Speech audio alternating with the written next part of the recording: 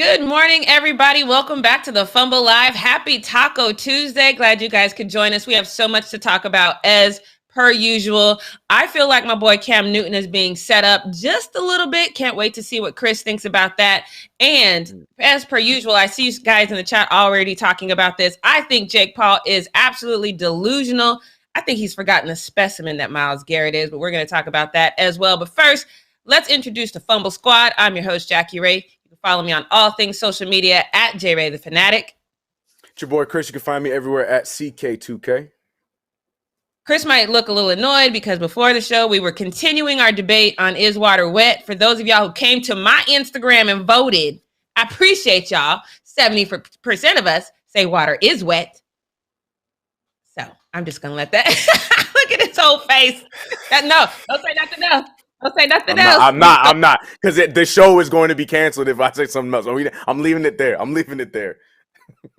You're going to do the whole Draymond and KD thing. I'm not talking no more. I'm done talking. Nah, I'm going to do your boy LeBron. You know the little gif where he picks up his bag and walks off? That's going to be me. That's going to be me halfway through the show. I'm going to be that upset. I'm going to pick up my bag and I'm leaving. Put the glasses on, got the stunner shades on. I'm out of here. Right. Oh my goodness. All right, we could continue this debate all day, but just go ahead and go to my Instagram and just continue the voting process as long as you can. But let's get into this first need to know news because I can't wait to break this one down. This is an interesting take by Stephen A. Smith. He said a couple of things that are very, very interesting. First of all, I think there's a little bit of finger pointing in this situation between KD and Draymond. Now, we know we talked about this interview between KD and Draymond last week. I was just really happy that the two of them sat down because this is kind of conversation that we see like 20 years after they retire. This is dope to me to see that they could sit down and have this conversation. But they brought up that big argument, the one that we all know, and I don't want to say love, but we remember when Draymond told them, we don't need you, that big argument. So now you basically have a situation where they can reflect on what happened from their perspective and who they think was at fault. And interesting enough, KD specifically started this whole narration that he doesn't think it was, obviously the argument was bad, but he blames how the outcome of it on the GM, Bob Myers, and head coach, Steve Kerr. And I thought that was an interesting point. So I want you to take a listen to, I'm going to do the whole clip from KD just because I want you to hear his perspective on this. So take a listen. Yeah. For my own personal sanity, because I've been getting my ass kicked ever since you left. So just for my own personal sanity, how much did our argument against the Clippers drive you to ultimately lead the Warriors? It wasn't the argument, it was the way that everybody, Steve Kerr act like it didn't happen, Bob Myers and tried to just discipline you and think that would put the mask over everything. I really felt like that was such a big situation for us as a group. The first time we went through something like that, we had to get that shit all out. I remember watching The Last Dance, and when Scotty didn't go into the game, the whole team in the locker room said, Scotty, that was fucked up that you did that. We needed that. We just needed to throw all of that shit out on the table and say, yo, Dre, K, like, that was fucked up that we even had to go through that. Let's just wipe our hands with that and go finish the task. I don't think we did that and we tried to dance around it. I just didn't like how all of that, just the vibe between all of that, it just made shit weird to me. And I'd rather us be who we say we are, family first.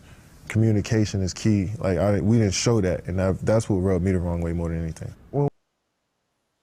So Draymond kind of echoed that thought process. He said that he landed back in, when they got back, that he was pulled into the locker room by Bob and Steve Kerr, and he was there for 1 hour and 45 minutes. I don't know why I was about to count out the minutes, but he's there for an hour and 45 minutes.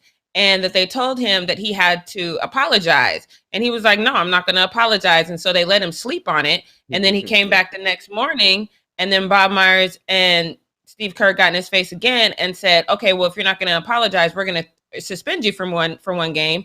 And he said he laughed in Bob Myers' face. And Bob Myers was like, oh, I wasn't expecting you to do that. And Draymond was like, it's either I laugh in your face or I cuss you out. It was one of two things. So Draymond said that he was glad to hear from KD that he felt the same way, that Steve Kerr and Bob Myers could have basically helped move this situation into a positive direction, and they didn't. So Stephen A., of course, on First Take, he talked about this, and he had 2 points. The first point I very much agree with, and he said that with Steph Curry being the superstar on that team, for his name to not be mentioned at all in these conversations is a problem. He should have been one of the main people to step in and say, hey, guys, we're a team. Let's come together. 100% agree with that point. He also said that basically representation matters. He said someone of African descent in that position, in a position of leadership, could have diffused that situation. So I'm just going to read his quote to you. He said, there was no one of African descent that had any kind of catch within the organization in folks' eyes that could have brought KD and Draymond together. That's the perception league-wide, no matter where you turn. And then he went on to say, it's not about numbers, it's about bodies. It's about individuals of African descent, African-American descent employed by those organizations, and what kind of power and influence are they truly granted to cultivate relationships and make a difference. So I'm going to start with that point because I personally 100% agree with that. I know that that's probably one of those things that people don't want to hear, but I'm thinking about Jackie Ray. I'm not thinking about anybody else. And I know when I get heated and when my temper elevates, you better not try to come and defuse me if I can't relate to you on some level. If you can't understand why I'm upset and speak a language that is familiar to me, that you basically can only speak from a cultural understanding, I'm going to blow you off, and I'm going to do exactly what Draymond did, and I'm going to laugh in your face, and I'm going to continue on the path that I'm on. I'm not saying that all Black people are like that. I'm saying there's a lot of us. You said Jackie Ray. Yeah, when we get angry, that's what I need. I need someone who understands me, looks like me, to diffuse me. And it's what do you think? You think Stephen A. is right about? When we talk about KD and Draymond, I think that's a factual statement. Yeah, no, I trust me. I know tons of people that are just like you, and it'll be the same way. Everybody's situation is different. You got to know how to handle those situations with people who are going to be, they're not going to calm down unless you understand. I get what you're saying. I completely get what you're saying. To Draymond and KD first before I go to Stephen A. Smith. Here I go again. I guess it's just the KD week, but again, I loved what KD said. I know people in the chat right now are just dumbing it down to just him putting all the attention on Steve Kerr and Bob. But no, KD gave a perfect analogy in the Scottie Pippen analogy, and he's talking about it was just in general as the team as a whole. Somebody else come and step in and say something. Whether you don't come in here with the weak like guys chill, it's okay kind of thing, but hold the players accountable so they can hold themselves accountable. Because eventually, I'm sure, like they both said, they eventually both took the blame on that one, held each other accountable, and moved on.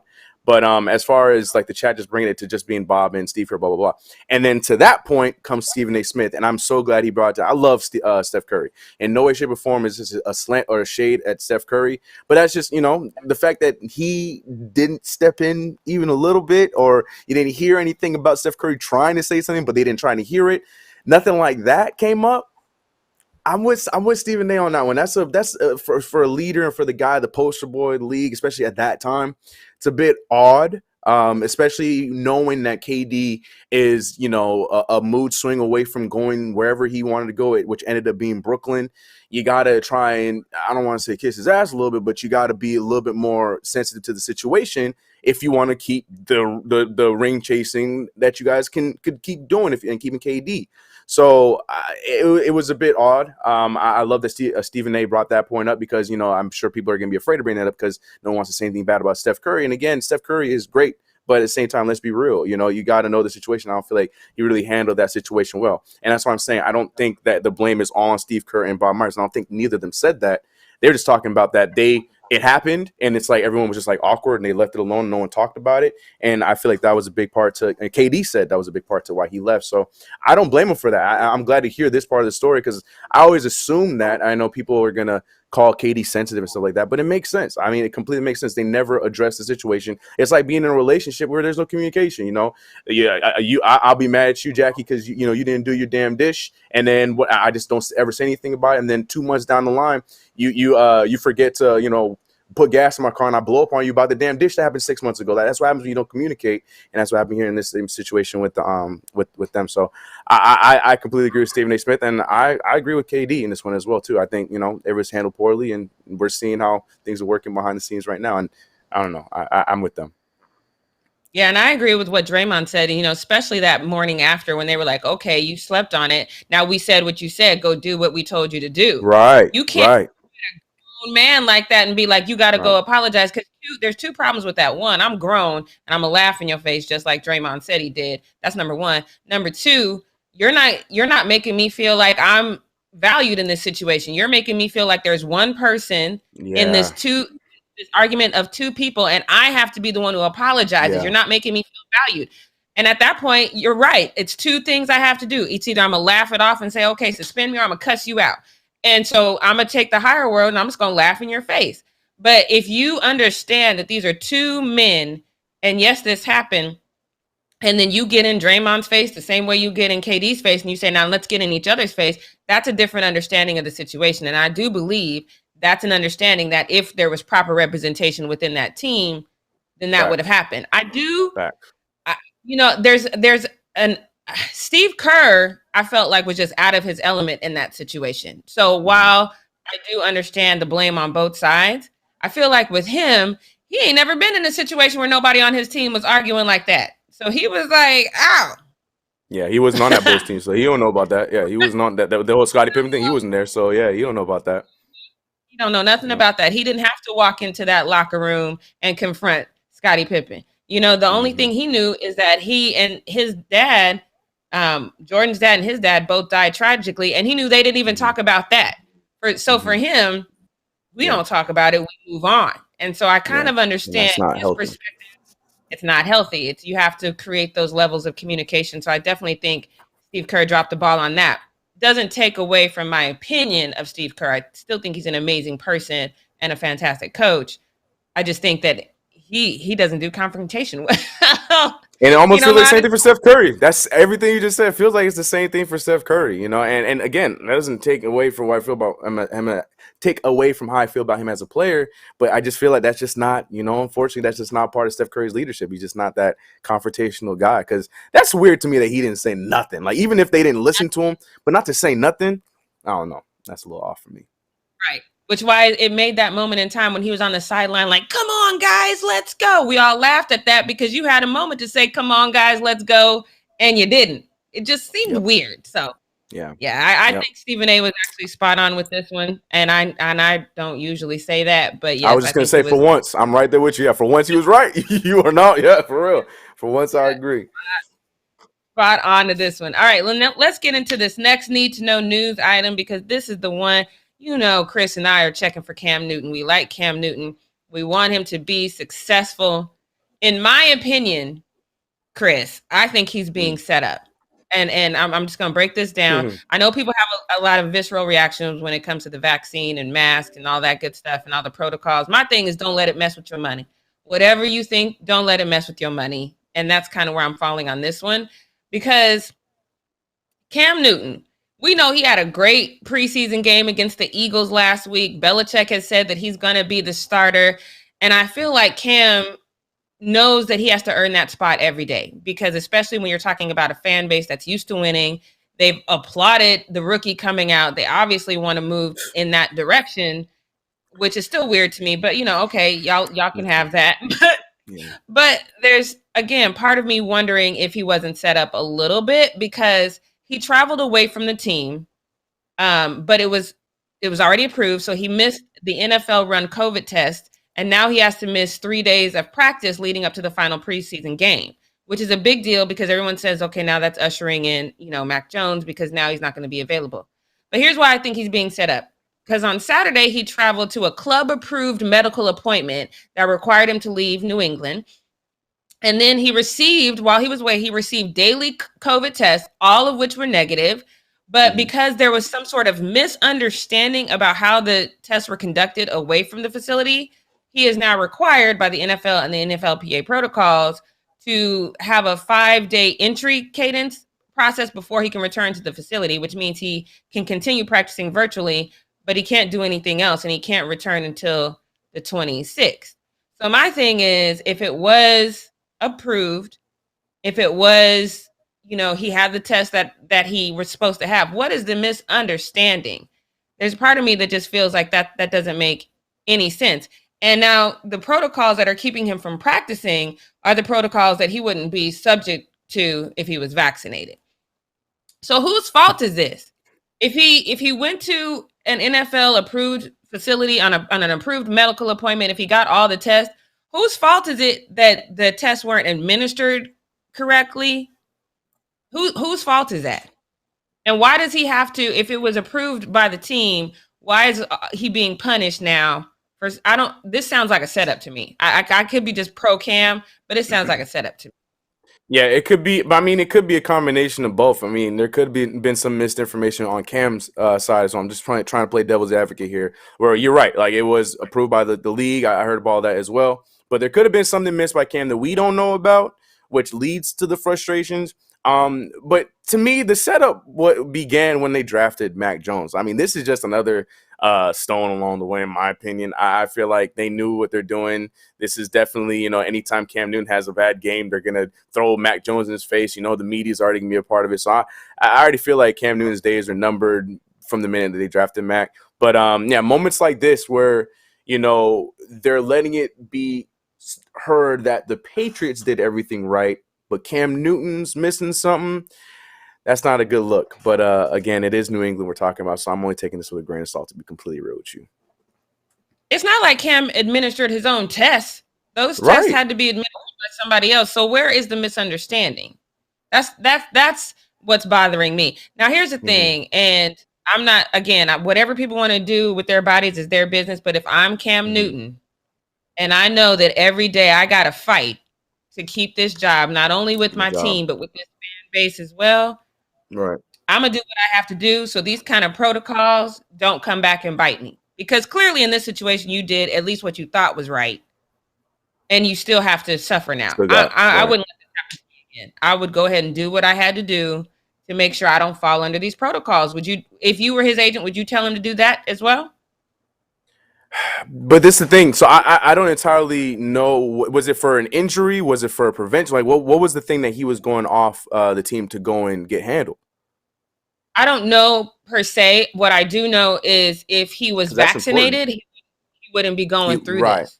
Right. Facts. So that's true too. That's the part that I'm saying. I'm like, okay, whatever people are feeling about this, I'm saying that if it meant I would not have to worry about who got the test right, who got the test wrong, where I was supposed to be, where I wasn't. If it meant all of that and I could just kind of float through life a little bit easier, I would do it. Yeah, see, and you got to think about that aspect in 2021. I'm here thinking about his health because I'm like, maybe he's going off to get a second opinion on his shoulder, just getting the right treatment and those kind of things. So I'm looking at it like that. I'm like, honestly, I would make the same decision, but you're right. He's to do that.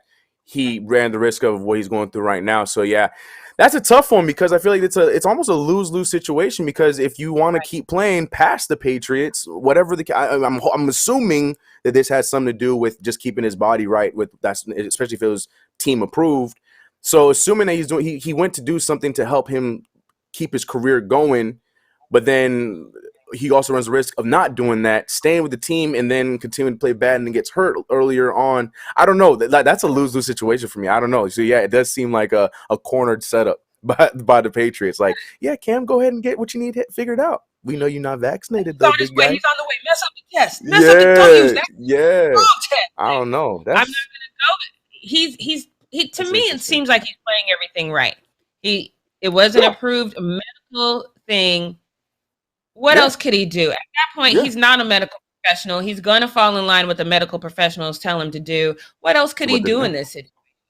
I just don't. I feel like he was being set up personally. And I love Cam Newton. So do you think they are using this as a way to kind of usher in Mac Jones and just say, oh, well, you know what? We had to do this because you didn't do this.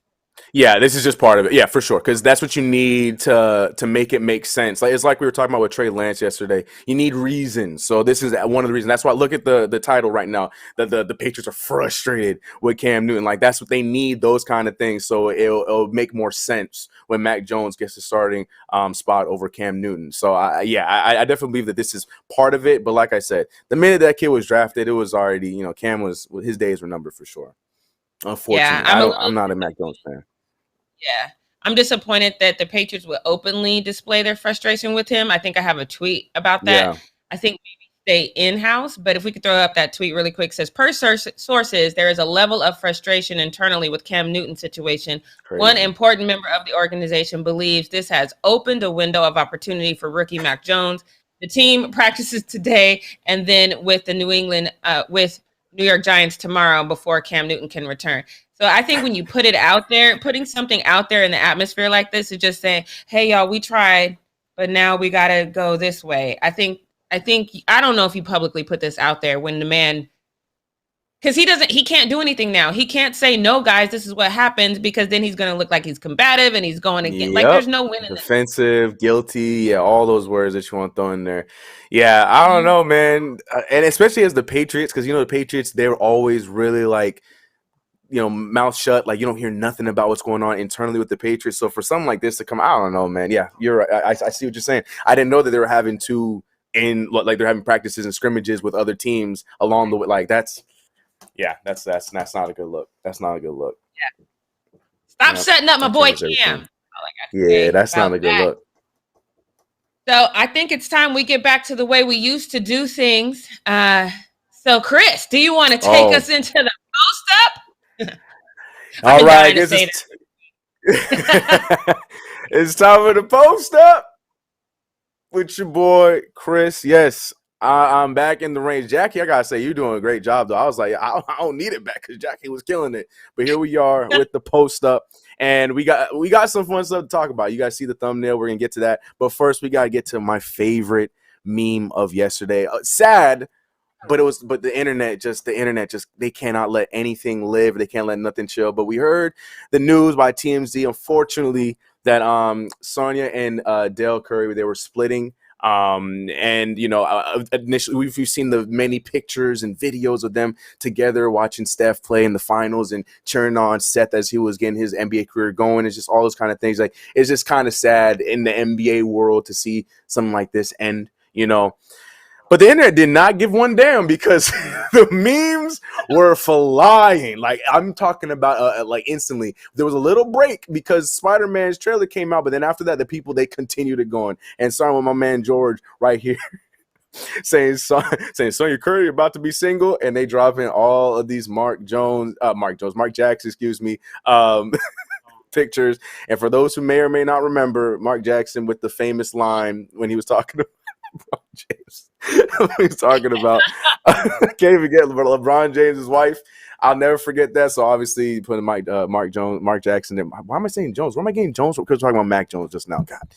Mark Jackson, Knicks great point guard, Mark Jackson. Lord have mercy. I'm sorry, Mark, for calling you Mark Jones. But yeah, so I thought that was hilarious. But then this next one right here.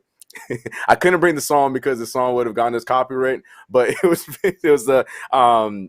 it was me outside, Sonya Curry. We get in the same last name change soon house because he's there playing the music, and it was like an R&B song playing, and they're inside, and it's just a whole funny meme. I wanted to play the video, but we probably wouldn't be live after the video would have played, so I'd cut off the audio. But you guys get the message. Look at the picture. But this one right here, Steph about to see me at Sonya Curry's house cooking eggs. Like, oh hey Steph, how's practice, son? You had a good practice? I'm just cooking up some grits. You want some? You good? Okay. Hey, don't bug your mama now. She sleep. This is messy. This is messy. Everything about this picture is messy. D. Williams, you messy for this one. And what's the next one we got? We see me sliding into Sonya Curry's DMs to be Steph Curry's stepdad. Yo, I was trying to get a GIF for this one as well. This one's the cleanest base slides I've ever seen in my life because he slid, got right back up, and walked over to the bullpen. Like, I've never seen that before. It was crazy times. But yeah, y'all messy. This one right here is from the All-Star game. This is from like 5-6 years ago. But everybody in Sonya Curry's DMs right now, literally the entire world shooting. We even got Candace Parker in the background shooting. Like, everybody's shooting their shot. Ridiculous. But this one right here is my favorite one by far. I love me some Spice Adams. And this is one of my favorite videos on the internet. And it's Johnny Bucket saying how all uncles pulling up now that Sonya Curry is single. Here's the video. Look at the leg.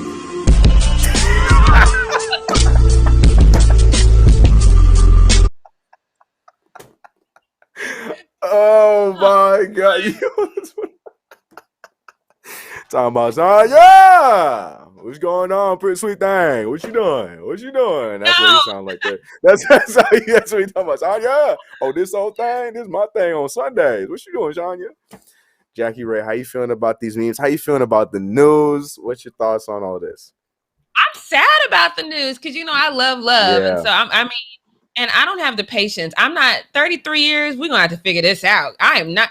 Look, Sonya, I want to let you right. Now, out here in these streets, girl, figure it out. If you can figure it out, figure it out. Ain't nothing out here. That's me. Figure this out, girl. Yeah, that's number one. Number two, what really bothered me, because she filed for divorce in like June or something like that. Yeah, I saw that.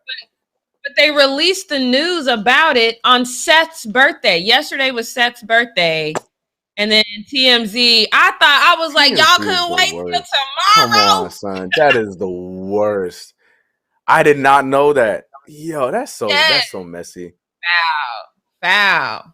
I'm so mad about that. But yeah, I want them to get back together. I don't know. I mean, after 33 years, just what's that movie? Get a hall pass if you need to. Everybody go out, do their thing.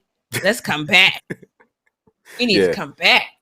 And maybe they will. Sonya's gonna be out there, and all them people shooting her shot gonna have like 9 kids or bad breath, and she gonna be like, "Oh, Dell, maybe we need to work this out."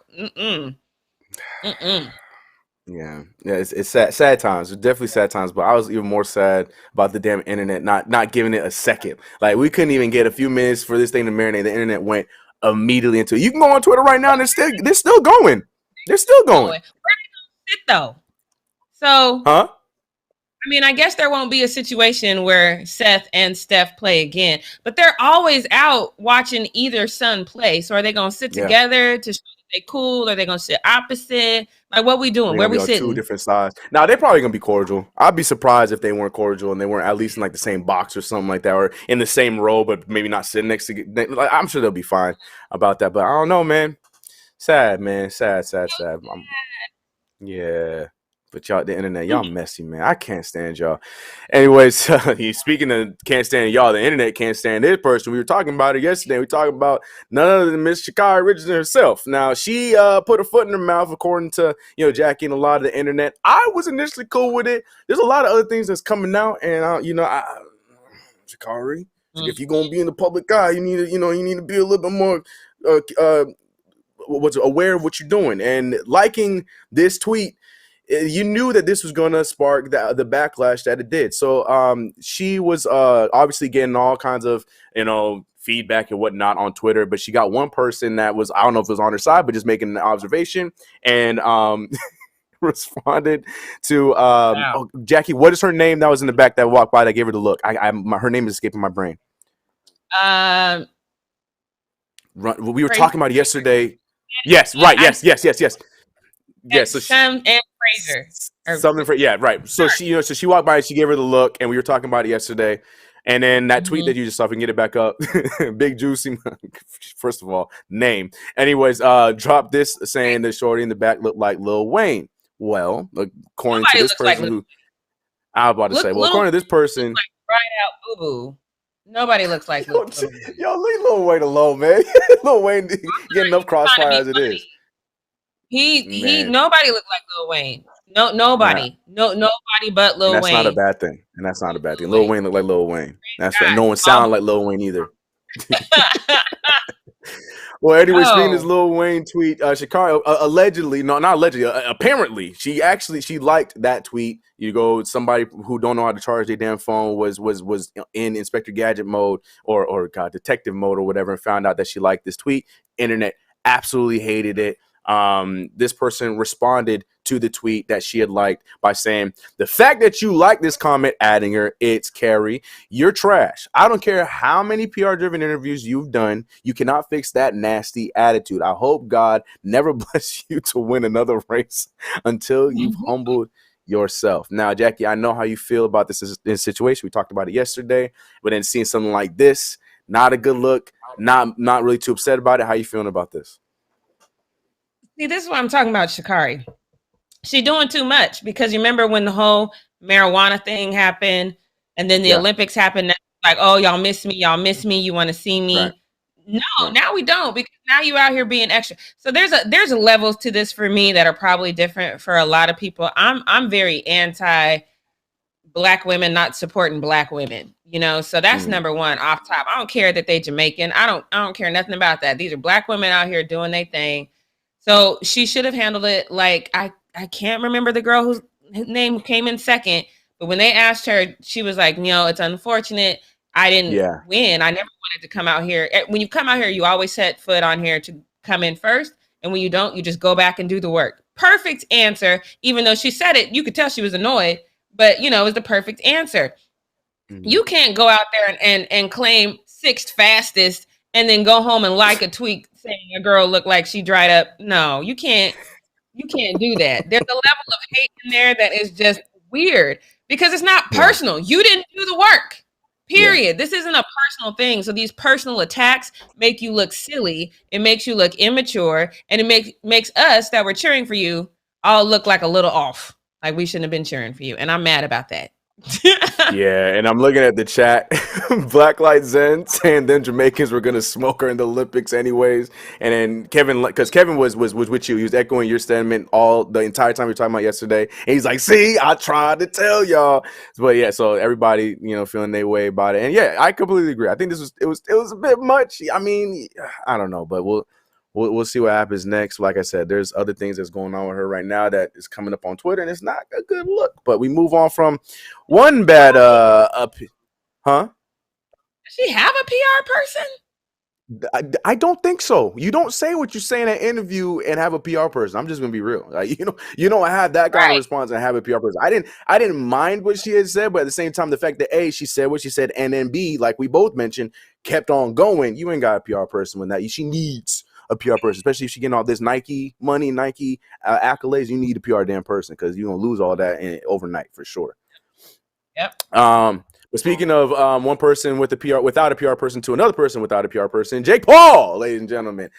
I'm gonna be real. I'm warming up to Jake Paul a little bit. I ain't gonna lie. I love the whole underdog thing that he's going on right now. I feel like we go a little hard on Jake Paul because he is Jake Paul. But at the same time, with this comment that he made, this statement he made, Jake. So, and he's not even talking about himself. So Logan Paul, there's a whole rumor, there's a whole back and forth about Logan Paul and Myles Garrett possibly fighting. Myles Garrett squashed that, saying that he's focusing on football, and if he were to fight him, he would knock him out. Da-da-dee-doo-ba-doo. Well, then Jake Paul then went on the podcast to then respond to Myles Garrett, who is currently playing for the Cleveland Browns, who is allegedly the team that Jake Paul grew up watching. I had to put that little bit out there. So he responds to the statements that Myles Garrett made about his brother Logan Paul on the podcast by saying, and I quote, "Stick to football, my friend. I like Myles. I have nothing against him. He's an amazing player. But you saw what happened when Nate Robinson from the NBA tried to step." Let me say it again without laughing. But you saw what happened when Nate Robinson from the NBA tried to step into the ring. People don't realize it's a whole different sport. Jakey, I don't disagree with you. You completely right there. But you're talking about 7'85", built like a house, Myles Garrett, and you're talking about 5'8", three-time dunk champion, really skinny Nate Robinson. It's two completely different conversations. That's like saying, Ant-Man, when he uses his powers, I'm talking about he ain't that tough. But you're comparing him to the Hulk. Like, I know Ant-Man's nice, but the Hulk is the Hulk. And Myles Garrett is the Hulk in this situation. And I couldn't even say it any better than this dude right here who summed up the entire thing in this video. And I think I'm sure this is how everybody is feeling when we heard these thoughts and opinions by Jake Paul. Take it away, dog. Jake Paul said his brother Logan would knock out Myles Garrett. I mean, I could probably see it. In a game of Foursquare, knock him out in Wii Sports Boxing. Myles Garrett's famous for being one of the best players in the NFL. Jake Paul is famous for having a famous brother. Myles Garrett was just ranked the 16th best player in the NFL. Jake Paul wasn't even the 16th best actor when he was on Disney Channel. Myles Garrett was recently asked in an interview with Complex his interest in celebrity boxing, to which he said, I would knock the brakes off of Logan Paul. And Jake, apparently wanting his brother to get killed legally, said that Logan would knock out Myles Garrett. I'm just saying, because of these comments, he should be immediately drug tested. Myles Garrett is the byproduct of the Incredible Hulk and a Decepticon. You big horses out. even better. And Jake Paul's probably like, oh, Myles Garrett does MMA training. There's no way he can be in the confines of boxing like my brother. You think Myles Garrett gives a about WBA guidelines? Myles Garrett almost took off Mason Rudolph's head with his own damn helmet. He doesn't give a What are you talking about? He'll use whatever he has around him. Helmet, pens, bricks. Doesn't matter. Jake also facts, and that's what I'm saying. And he's going on about it. But yeah, there's no. It just, to me, I get the argument, but we talking about a completely different beast in Myles Garrett. I don't even care. Myles Garrett doesn't even have to properly box. He just has to go over and be near him. And Logan will be there punching, doing the little flurry he did against Floyd Mayweather. And Myles Garrett will be there. He'll be eating it. He'll be eating it. It'll be no big deal to him. I don't know. I love these kids. They really feel like they can, conquer the world. And they're doing a good job with this. So I got to give credit where credit's due on that. But Jackie. Jake's I heard what you said earlier on. I'm sure you have some opinions on Jakey's little opinions here. What's your thoughts on this? I mean, y'all know how I feel about Myles Garrett. Myles Garrett is the end all be all for me. Like, that man is molded by God. So I believe that would bleed over into boxing. Here's the thing though. And this is the thing that people forget. They'd be like, oh, he's MMA trained. That doesn't mean that you can box. When you're properly training, and I don't know all of his training because I haven't watched that, but when you're properly training for MMA, you know several skill sets, and boxing is one of them because your striking needs to be good. So you're trying to tell me that this man doesn't have any kind of boxing prowess? And like he said, he don't give a damn about the rules. You hit him one time and piss him off, that is your whole life gone. It's not worth it, my guy. It's not. Somebody need to do away with these Paul brothers. I just think we would be better off if they were gone. You know what I mean? Entertaining. You don't think it's entertaining? Yeah, I think so. I mean, hell. Oh, okay. All right. I look.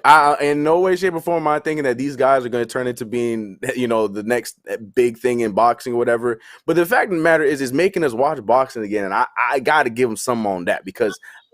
No, it's not. The sideshows part's what's bothering you. Yeah, I feel like these are the guys outside, like Barnum and Bailey versus boxing. It's not real boxing to me, and I don't like it. I feel like it's taking away from for example, Manny Pacquiao had a fight the other night, lost.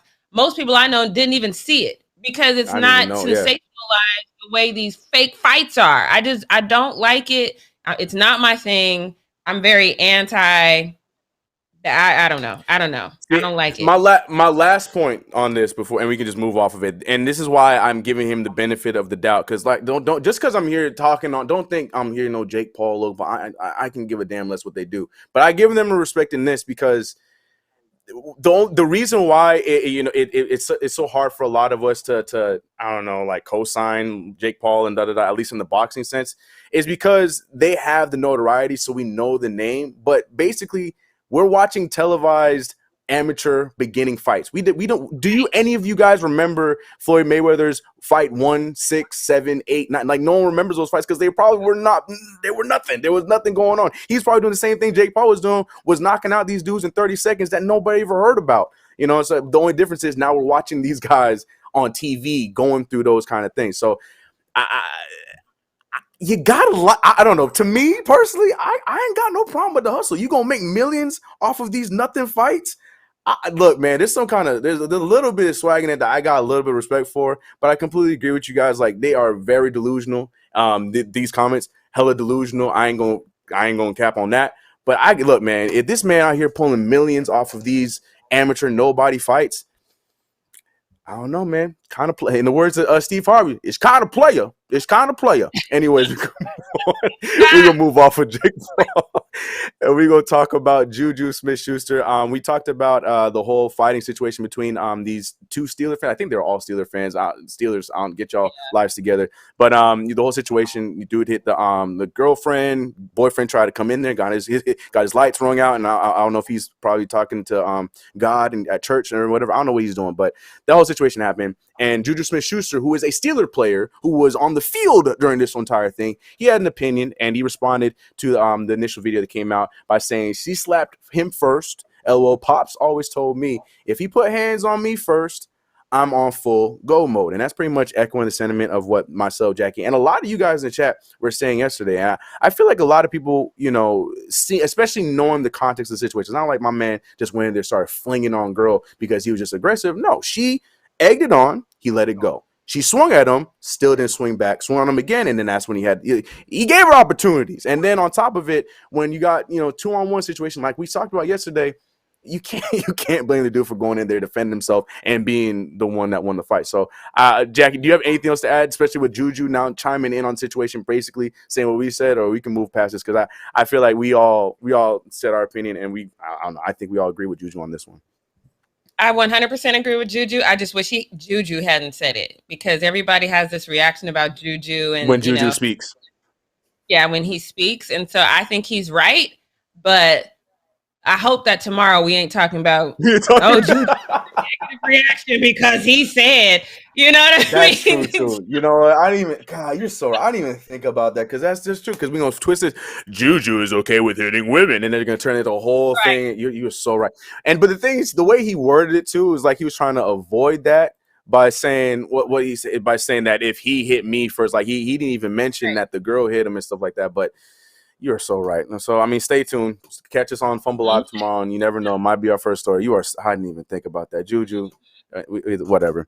But from Juju Smith-Schuster, we go to look, man, he's becoming my favorite player. Like I'm over here. I've been defending this guy so long, to the point where I feel like I'm probably just his biggest fan. And that is none other than my future starting quarterback, number 2, Mr.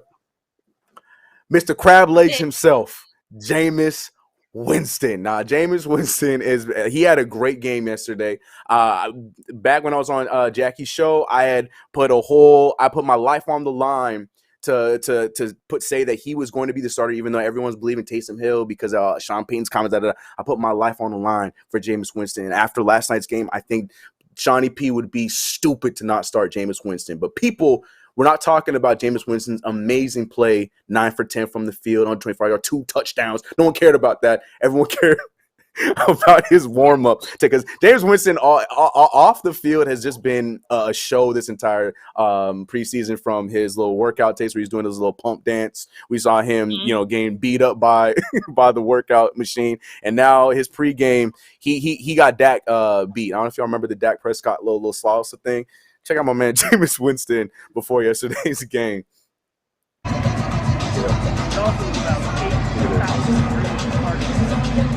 is what I call Yoko. I don't know what.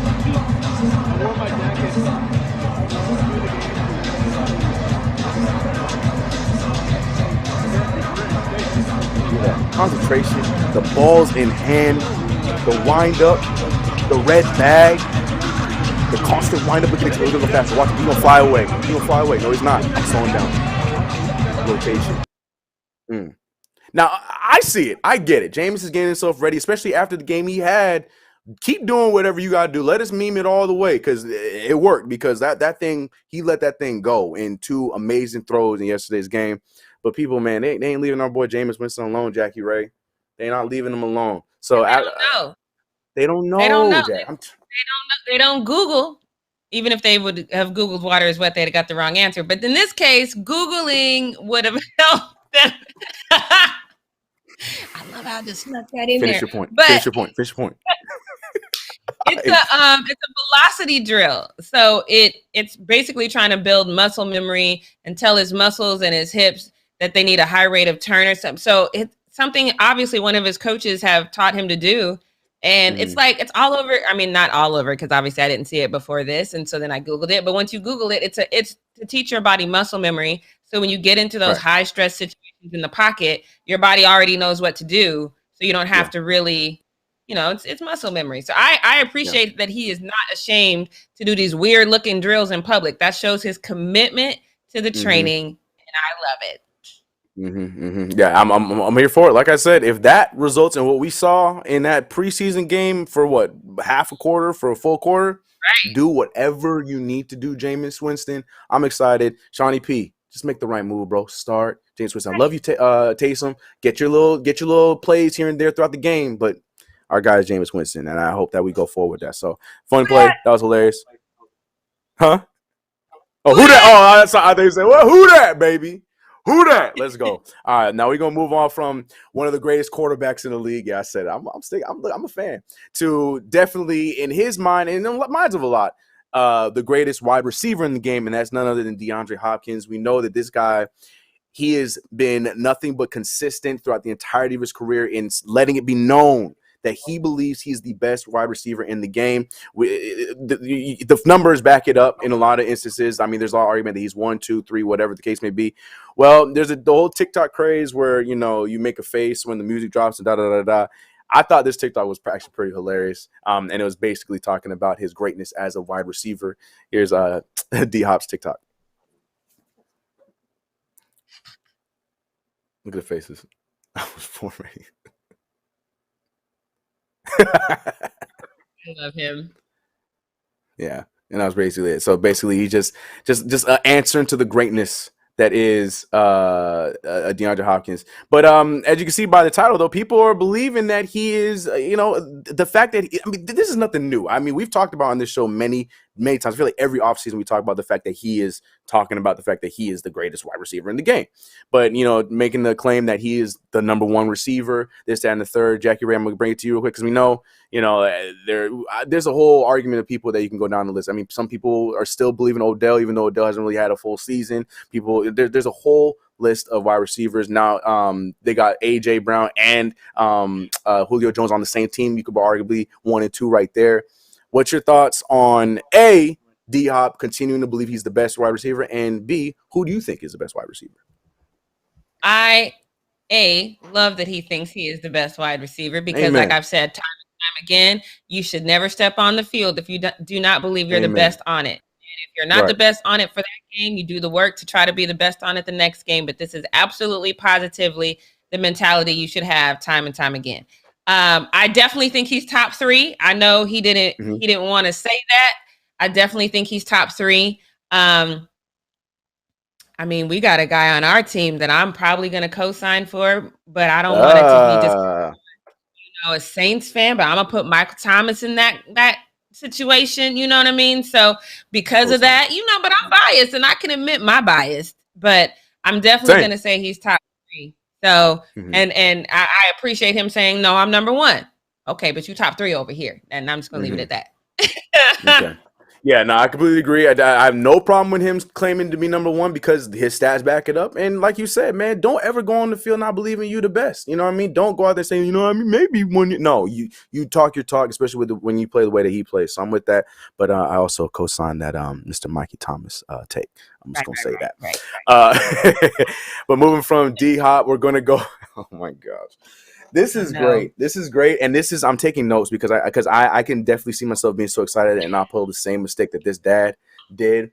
We got none other than Mr. Oh my goodness, Jalil Tucker, who is making his commitment to which school he's going to be playing for. And, ESPN and normally all these different what's it called? Like local networks and stuff, they'll make a big deal when your local star is committing to a school. Well, this kid was about to make his big announcement, Mr. Jalil Tucker, and this reporter is slick for going to his dad first because maybe they know something we don't know. Maybe his dad just got loose lips, and this happened.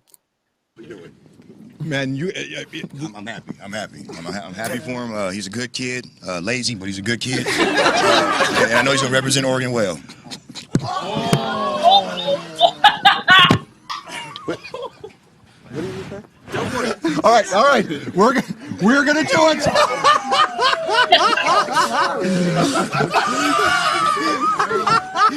All right. Don't worry, just go. Have the decision. Tell us who it's gonna be.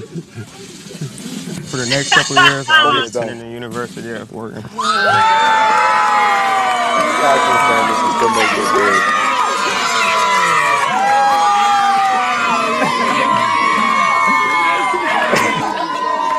The best part,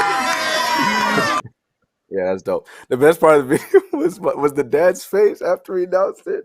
My man did but the thing is he's like, you know what? Yeah, I said it. I don't care, son. My moment then, my fault. But he didn't even he just was like, all right, yeah, I messed up. Here's the funny thing to me, because I didn't see this video till just now, but when they pan to him, first of all, everybody's in green. That's number one. Number two, there's a big O on the table. Well, because it was the other schools were there too, though. I mean, the O was just more in frame, but there are other schools that were using in contention were there as well, and they were in green because of his high school. As you can see, one of his brothers was wearing the high school jersey, so that what happened. It was close. Nah. This is all on dad. Don't try and save him. No. There was O's and others. I only saw the O. So you're saying that camera angle. Okay, because I was like, I don't understand. Okay, all right. Dad slipped and messed it up. My man, the face was my favorite. He just did not. He was just like, yeah, I did that. My fault. Mm-hmm. Like he wasn't trying to hide or nothing. He was just there like, yeah, just wrap this up. My fault, kid. My fault. Did you see the wife? Like she never came up. She was just like the entire time. She's like, oh my. Oh my God. So I feel like the perfect way to go into what we not gonna do is show what we not gonna do. So Jackie, go ahead and take that. I know. Watch the face. Watch Jackie's face. Watch your face. Watch her face. Watch it. She's not happy. There it is.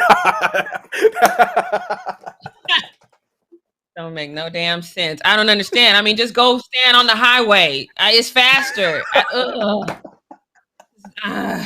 So frustrating to me. I don't know why this infuriates me the way that it does, but let's get into what we're not going to do, because I feel like I want to start a new trend. I feel like December 31st, I want us to crown the softest in the game, because y'all always like to call people soft. To me, this is the epitome of soft, but I could be wrong. I can't wait to see your opinion, but this one is weird to me because we have had barely any fans, if not in some cases, absolutely no fans in stadiums for a while. I think that's why people losing their mind and they acting a fool. But let me just tell you right now, Green Bay Packers head coach Matt LaFleur, I think he's doing something to try to get in the good graces of Aaron Rodgers. So let me just break this down for you, and let me show you this tweet from Packers beat writer Matt. I cannot say Matt's last name, but let me just. Oh, no. Yeah, good luck. I'm sorry. Matt, the writer, Schneiderman or something like that. Anyway, so he says, Matt LaFleur says he doesn't want fans to do the wave or say, go Pack, go, when the team is on offense. He's going to see how the Packers can get the message across to fans, perhaps by player PSAs on the Jumbotron. He loves the fans, and he said, but he's being very serious. So he's serious. He wants y'all to come in the stadium and be quiet. Shush. Don't be out here making noise. He's not a fan of this, which is hilarious to me, because he also went on to say, we are going to have some talks with some people in our building about how we can help educate our fans in certain situations. But I love our fans first and foremost. I think we have the best fans in the NFL. The support they show when we're at home, when we're on the road, is second to none. So I always want to start with that before I begin being critical of them.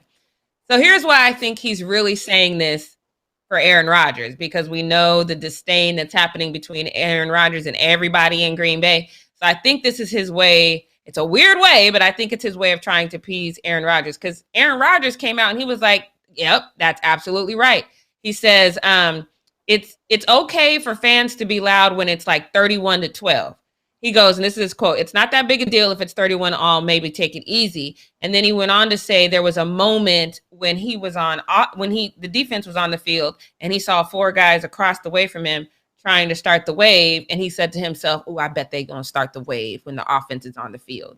And then they did start the offense while he was on the field. And he took umbrage to that. He was like, don't do that when the offense is on the field. First of all, I've gone to a ton of games in my life. The wave is a thing. It's hard to start sometimes, especially if it is a tight game. Usually when the game is super tight, it's almost impossible to start the wave because people are like laser focused in on what's happening. Normally, we do start the waves during like commercial breaks or stupid long timeouts. If the offense does line up, if they do line up during that time, the wave will probably make one round, but it'll die out. It never just keeps going and going and going while the offense is on the field. And like I said, I've been to hundreds of games. I've never seen the wave last that long. So that for them to be specifically targeting this is weird to me. I feel like just say, hey, be quiet. The reaction from fans, also weird to me. So let me throw up this first tweet from fans, and they just kind of went back and forth. And this first fan said, if fans doing the wave being too loud is actually a convo inside the Packers office, there is a much bigger issue. I 100% agree with that thought process. But this guy says, not trying to be rude, but do you understand the NFL? The entire point of home field advantage is to be able to hear the snap count and audibles called out by the quarterback when you're on offense. The last thing you want is for your crowd noise to make you mess up when you're on offense. That's not a thing. If the game is that tight, it's not a thing. Trust me when I tell you. So Gunslinger 12, I don't believe he's ever actually gone to a home game. I just don't, because you just don't make that comment. This guy says, or let the people enjoy themselves. And then Matt Jensen says, stay home and enjoy yourself. You go to the stadium to be part of the game. I mean, no, sir. I hate to tell you this, but I don't. First of all, since I'm not getting paid, I'm going to enjoy myself. Me getting paid means I'm being part of the game. Now, when that offense from the opposing team gets on the field, yes, I'm part of the game because I'm going to make the stadium shake by myself if I can. But again, this is not a thing. I don't care what Aaron Rodgers or Matt LaFleur says. This is not a thing that needs to be addressed. It has never happened in the existence of time that the NFL has been played that the wave goes around and round and round and round and round and round just in general. But it never happens when the game is tight and the offense is on the field. It always dies out. Always, 100% of the time. So what we're not going to do is make up things to be mad about. I don't understand what's happening here. Chris, what do you think is going on? This is what. So I know you're gonna call me crazy. I'm gonna keep it real quick. There's some truth to that Bucks fan Twitter account. There's some truth there. Yes, in the offense. I mean, we're Saints fans. We've seen it. I mean, the dome would be loud as hell, but the minute Drew Brees was working, silence. So he's right on that. He's right at that point. But you put it perfectly. At the end of a game, when it's close, human nature, real fandom, is hard for us to stay quiet and stay not excited in moments like that. So, like, for them to be, like, really stern on that, and it sounds like it's not even just like because the go pack go happens on defense. So if they're trying to shut that down, he's just trying to mute the entire. I don't understand why you would do that to one of the best fan bases in the league. I'm not crazy about, Wisconsin and Green Bay and all that stuff, but at the same time, they know how to keep their team hyped up. Like, it's a hard place to play at. So to me, that's wild, and that is hella soft for sure. So out of that, yeah, I'm not with that one at all. Y'all keep track. I definitely want to December 31st or whatever, and not December 31st. Praise God, we probably won't be working. But end of the year, I definitely want to do a soft as hell award ceremony. Yeah. This is my first nominee. Matt LaFleur, you're my first nominee. I don't want to throw Aaron Rodgers in there, but given how he co-signed, I think I have to throw him in there too, just for good measure. That's weird. Very weird. Very weird. You guys let us know in the comments. If you don't have time to comment, remember you can comment below the video because the video is going to go up. Thank you guys for checking in with us. Can't wait to hear all of your comments. You can DM me or Chris. I'm at JRay the Fanatic. Chris is at CK2K on Instagram and Twitter. We will see you tomorrow morning at 9 a.m. Pacific Standard Time. And just because I'm petty, water is wet. See y'all tomorrow. Bring my bag.